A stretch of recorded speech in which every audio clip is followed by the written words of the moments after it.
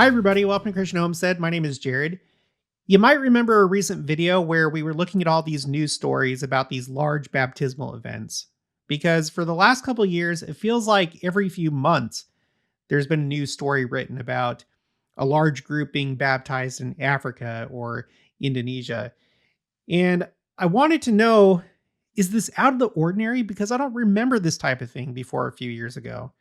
And so when I searched really hard and put it all on a timeline, I couldn't find anything before 2023. Not saying that it hasn't happened, maybe it just wasn't documented, but it was kind of surprising, and I do feel like however many have taken place over the history of the church in this dispensation, I do feel like it's increasing. At least in Africa, there's something special going on there. We've also looked at Third Nephi, where there's this interesting detail. The last thing that's documented before the destruction came and before Christ appeared to the Nephites after that was they experienced like a bump in baptisms. It says that many were baptized in that year. And then the next thing that's documented is the destruction. So I find that kind of curious with what we're seeing right now, both in Africa, but also in the entire world, with record-breaking numbers of new converts. And it's not just in Africa, it's in every region of the world. Well, on the flip side, I feel like we've been seeing more of this.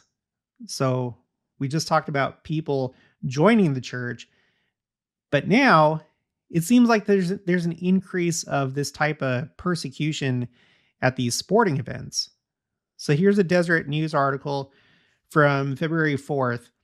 Kevin Young responds to offensive chants from Oklahoma State fans during game against Cougars. There's actually a newer article that I'm going to show you, and that's what caught my attention. I was just like, oh my gosh, I feel like we're seeing this more and more. And so I created a new spreadsheet to find out for sure, or just the best that I could. And yeah, it seems like we're seeing more and more of this. So let me show you this most recent story. Oklahoma State fans engaged in an offensive chant of religious slurs directed toward BYU and its sponsoring institution, the Church of Jesus Christ of Latter-day Saints, Wednesday night at Gallagher-Iba Arena during the Cowboys' basketball victory over BYU. The chant was audible on the FS1 game broadcast, was quote unquote explicitive the Mormons. BYU coach Kevin Young addressed the chant during his post-game press conference. Quote, "There were some F the Mormons chants tonight by the student section that I heard. You know, it's a great win for Oklahoma State University. Their fans should be proud, but it would be great if, some class was shown in there as well. I got 4 small kids at home. I'm a Mormon. When I go home, they're going to ask me about the chants the same way that they asked me about it last year at Arizona." End quote. The chants have continued to occur during various BYU athletic events outside of Utah in recent years. USC 2021, Oregon 2022, Providence 2024, and Cincinnati 2025 are among the schools that have issued apologies for such chants. Okay, so this is the article that I came across today. Big 12 fines Oklahoma State $50,000 for inappropriate chants during game against BYU. Now, I think that this is the first time that I've seen this where there have been actual repercussions for this kind of behavior. Oklahoma State has been fined $50,000 by the Big 12 after derogatory chants from fans were directed at the school's opponent, BYU, during their basketball matchup in Stillwater this past week. Quote, "In accordance with the Big 12 Conference Principles and Standards of Sportsmanship, The conference has issued Oklahoma State University a $50,000 fine following its investigation into inappropriate chants, which reference the Mormon religion, that occurred during Wednesday's men's basketball game, the conference said in a statement Sunday. The Big 12 conference will not tolerate any behavior that targets or demeans others. Later on, it was determined that a derogatory chant followed a disputed call and referenced the Mormon faith in relation to game officials, Oklahoma State said in a statement. The reference to religion did not meet our standards and expectations. Oklahoma State respects the Big 12's decision and will not appeal the fine. Which is kind of interesting. I just feel like I'm used to anytime there's something like this that happens, there's always an appeal, but they're not going to. So that's good. They're taking ownership of this. And honestly, I don't know what you could do to prevent this in the future other than, I don't know, make an announcement during the game, like before the game starts. I don't know. I don't know how you control it. If you know, let me know in the comments below. And then it said later on, this past September, Colorado received a $50,000 fine of its own from the Big 12 after similar chants took place during the Buffaloes' football game against BYU in Boulder. So this is the first article that I've seen talking about fines for this, and it's not a small amount of money. I mean, they can handle it, but you're not going to have to fork out $50,000 for something as silly as that. So I want to show you what else I found. We're going to go in chronological order, and just some of it is so bad, but I wanted to get a good feel for what's been going on, what has the intensity been, and the style, and what schools are doing this. So this is from November 29th, 2021. Perspective: no offensive chant will break the century-long bond between USC and Latter-day Saints. A curse-laden chant from the USC student section aimed at quote unquote those Mormons during Saturday's BYU game can't break the century-long bond between Latter-day Saints and the University of Southern California. The article goes on to talk about the fact that there was an apostle, Elder John A. Widsoe, that went and taught at the school. I guess he taught a course about church history. It says it may have been the first course of its kind outside the state of Utah. So that is interesting. Later on, the Trojans' defensive line, Vic So'oto, is also a member of the church and took the time to publicly apologize for the chant after USC athletic department had done the same. So that's kind of interesting. You have people that are chanting against the church when you have members of the church that are actually on the team. And, well, in this case, he's a coach. So yeah, he's on the team, but he's a coach. But it's just interesting that he's taking part in the apology as though he had anything to do with it.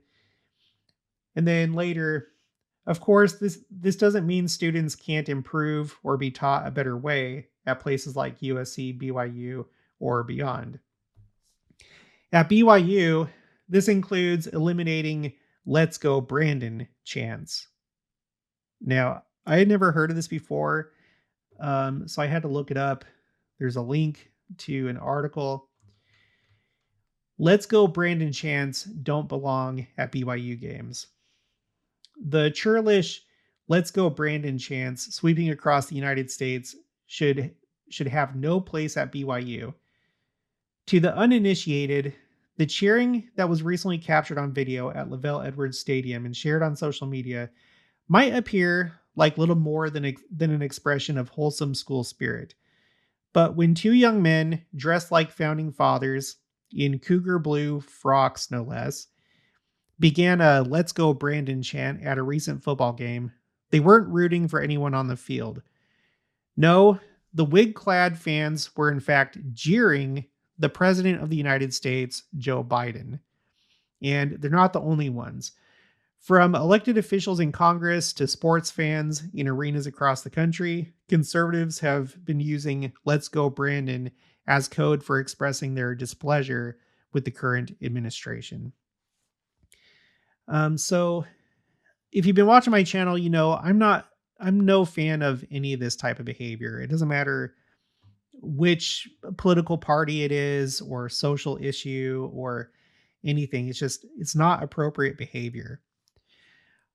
I want to go back to this article because there's this post on X from Samuel Benson. He said, "Weird. All I heard was 'Let's go Moroni.'" I like that. Okay, let's move on to the next one. Oregon apologizes for despicable chants directed at BYU fans and their religion during Saturday's game at Artza Stadium. This is September 17th, 2022. University of Oregon officials are apologizing for despicable chants directed at BYU fans and their religion in the second half of the Ducks' 41-20 win over the Cougars Saturday at Artza Stadium. The chants emanated from at least 3 Oregon fans and drew a rebuke on Twitter from Utah Governor Spencer Cox on Saturday night after a video of the fans chanting the religious slur surfaced on Twitter. Quote, "The university apologizes for the despicable chants made by some University of Oregon fans at today's football game with Brigham Young University. There's no place for hate, bias, or bigotry at the University of Oregon. These actions are simply unacceptable. We will investigate, and we will call on our students and campus community to refuse to accept or tolerate this type of behavior," said Chris Winter, interim vice president for the Division of Student Life at the University of Oregon, in an emailed message to the Deseret News. So you always get these apologies. And then it says, Oregon has several players with ties to Utah or who are members of the church, including linebacker Noah Sewell, a standout at Orem High near BYU before moving on to play for the Ducks. So again, it's an unfortunate thing. I doubt that would matter to the fans. I don't think any of them would be like, "Oh wait, we have members of the church that are on our team. Well, let's not do that. We don't want to offend them." Of course, it's driven by the natural man and bigotry, fear, just hate. So, okay. And then I came across this. This is from the Stanford Daily. This one is particularly bad. Stanford band apologizes for BYU skit. Forever stands against homophobia. The Leland Stanford Junior University Marching Band apologized on Monday for a skit during the halftime at the November 26th football game against Brigham Young University, which depicted a lesbian wedding. The skit, called Gay Chicken, depicted 2 women getting married for time and all eternity, and then being told to be fruitful and multiply and replenish the earth. Yeah, this one I feel like takes it to a new level, like just a completely new level of disrespect. And I actually think I remember when this came out. Let me double check the date here. December 2nd, 2022 is the date of the article. Oh yeah, and then it said November 26th of that year. I think I remember this. Do you? Let me know in the comments below. It continues. The same phrases are used during the marriage sealing ceremonies within the Church of Jesus Christ of Latter-day Saints, the sponsor of BYU. Members of band student leadership wrote that they issued the apology following, quote, acts of intolerance complaints filed to the university for using phrases from scripture held sacred by the LDS community in a statement to the Daily. The band leadership wrote that they were, quote, unaware that specific phrases used in the show are part of the sealing ceremony sacred to the LDS community, and deeply regret the impact this action had, end quote. However, the band's student leadership said that they do not regret the band's choice of skit topic and will forever stand against homophobia. Quote, "We are appalled by the homophobic responses to our show, and we will continue to call out bigotry and provide a safe space for queer people and allies," they wrote. Later on, the band has a long history of lighthearted and satirical halftime performances, a Stanford athletics spokesperson wrote in a statement to the Daily. Unfortunately, some of the language that was used in Saturday's halftime show did not reflect Stanford University's values of religious freedom and diversity, inclusion, and belonging. The band deeply regrets that this performance caused offense to spectators. Stanford's athletic director apologized to BYU in 2004 for the band's halftime show portraying polygamy with 5 dancers wearing wedding veils. So this isn't the first time that they did it. And I don't know, I guess the article would have brought it up if there were other times, but at least in 2022 and then back in 2004. And back then it was about polygamy. I mean, would this be tolerated if BYU did something similar against the LGBTQ community? There would be just absolute outrage. And I'm not the first to say it, but there's just such a big double standard when it comes to this type of stuff. And it's really distressing. Recently, I did a video about the Super Bowl and the Olympics and how you have politics and division that have seeped in. It wasn't so much like that, a long time ago, like back in the 90s and the 80s. Just everything is getting so politicized. Everyone is becoming so divided. There's so much polarization, and people feel entitled to lash out like this and think that it's okay, and that it's okay for them to do it and not for others to do it. All right, continuing. "I don't know what the fuss is about," said Buddy Norlander, who has been an active member of the church his whole life and is a member of Stanford's Latter-day Saints Student Association. Quote, "The gripes about the halftime show from a few members seem to run contrary to how even the church itself responds to things like this." End quote. Well, it's because it's disrespectful. It doesn't matter how the church would respond. The church may not find it worth the time to respond, but it doesn't make it not disrespectful and in bad taste and something that shouldn't be done. Norlander said that the Latter-day Saints community at Stanford is generally more open-minded and accepting of LGBT rights than the more conservative institution of the church. Still, he said that the church's stance is usually to not take offense at things like this, quote unquote, bringing up that they famously bought ads at the playbill of the satirical musical The Book of Mormon. Jake Griffin, a partially active member of the church, said that while he also did not feel personally offended by the skit, he felt as though the idea of making fun of another religion's practices didn't represent Stanford ideals of unity and inclusion.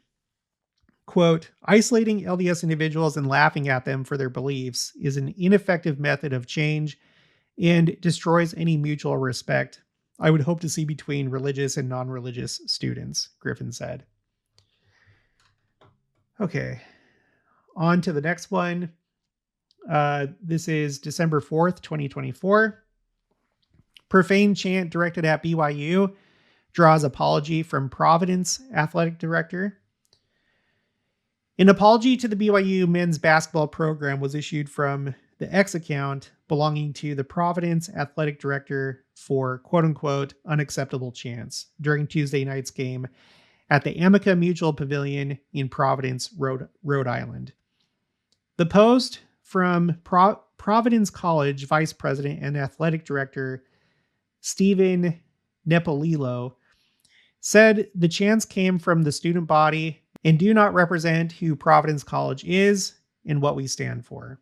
Arizona apologizes for anti-Mormon chants after team's loss to BYU.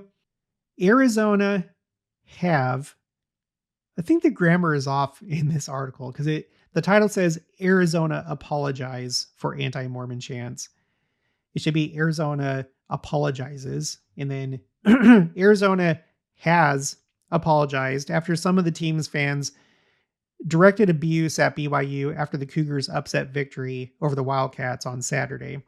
The game in Arizona's home arena ended in controversy after a number of calls went BYU's way. As the players left the court, chants of blank the Mormons could be heard around McHale Center. Following tonight's men's basketball game, it was brought to our attention that an unacceptable chant occurred. Arizona Athletic Director Desiree Reed-Francois said in a statement. And then continuing, on behalf of the University of Arizona Athletic Department, we apologize to BYU, their student athletes, coaches, and fans. The chant is not reflective of who we are and should not have happened. All right. Here is an article talking about Colorado. This was the other team that was fined for $50,000. I'm actually not going to read this whole thing, but I'm going to read this because the video is going longer than I thought it was going to. I'm going to read this paragraph. Attending sporting events at CU Boulder is a privilege, and that comes with the responsibility to uphold our fan code of conduct. The University of CU athletics have a strict policy when it comes to abusive behavior, and those found to have engaged in conduct that is not consistent with our values are held accountable. So far for me in investigating this, that's a first, that people are going to be held accountable. Later on, it says, we thank the majority of our fans who continue to support our teams with enthusiasm and respect. And I do think that's important to point out because I don't think the majority of fans participate in these kind of chants. It's usually a minority. Not that it makes it right, but we can't just assume, all these Colorado fans, all of them are against the church or all of them behave like this. Okay, here's one from November 24th, 2025. I'm not going to read this, but it involved BYU and Cincinnati. And then, so those are the more recent ones. And then I came across this article that kind of goes over a history of this type of behavior going further back. Perspective, what more can universities do to prevent explicit chants at BYU games is the name of the article. And it has a section called A History of Derogatory Language. Epithets against the faith have a long history. Early in our history, during the same time Missouri's governor decreed the Latter-day Saints must be treated as enemies and must be exterminated or driven from the state, terms like infernal or devilish or infernal devils were used to describe Latter-day Saints. Through the 1890s, the anti-Latter-day Saint language referenced barbarism and accused the church of extreme power through images of grasping tentacles. As the 20th century began, anti-Mormon rhetoric often framed the church as a quote-unquote menace in political cartoons and tabloids. Flash forward to recent decades, and during the ruckus 1997 NBA Finals, Bulls star Dennis Rodman expressed frustration in the noisy Utah arena at the expletive Mormons for why it was hard to get in sync. Although in line with Rodman's bad boy persona, these comments were condemned nationally and covered by major outlets. He apologized and was fined by the NBA. But that kind of derogatory language directed at the faith was placed in headlines on a mass scale. The phrase began to be picked up more frequently with the advent of smartphones. In 2006, at a football game against the University of Arizona, chants involving the same expletive were recorded, prompting a letter in the school paper by the university president and student body president, lamenting that, quote, the expected ribbing of the opposing team devolved into name-calling that included insulting the predominant faith of BYU, end quote. So here we go. Another incident at the University of Arizona, but this one was back in 2006. And then the event received no national publicity. A year later in 2007, the chant returned at a UCLA game. This one drew attention because a fellow student turned to one chanter and explained that UCLA's quarterback and best offensive lineman were members of the faith. So yeah, here's another one of those times where you have members of the church on your team. During the debate over Proposition 8, the same expletive against Latter-day Saints showed up on a large pink banner hung in San Francisco's Castro district, which received significant national attention, mostly condemning the sign. Thank goodness. And then here's the last one, and then we'll take a look at the spreadsheet. The odious chants and behavior are hardly new. In 2010, during a BYU game at San Diego State, Aztecs students showed up dressed in the modest conservative style of students on a mission, wearing white shirts, bicycle helmets, and name tags. Near the end of the game, fans started to chant, "You're still Mormon." Okay, so when I put it all on a spreadsheet, this is what it looks like. The majority of these stories have taken place since 2021. In fact, let me just count them up. We got 1, 2, 3, 4, 5, 6, 7, 8. And then I have 1, 2, 3, 4. 4 from before 2021.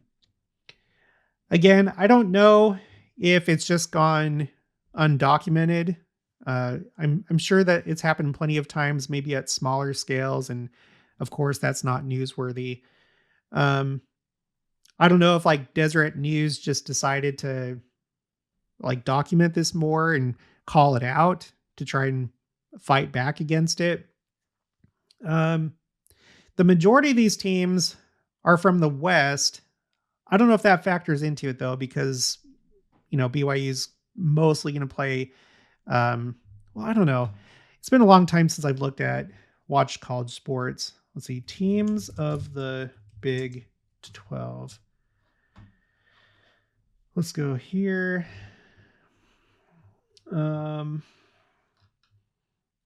So this is what the Big 12 looks like now. So they play plenty of teams from the Midwest, and here's Florida, Ohio, West Virginia.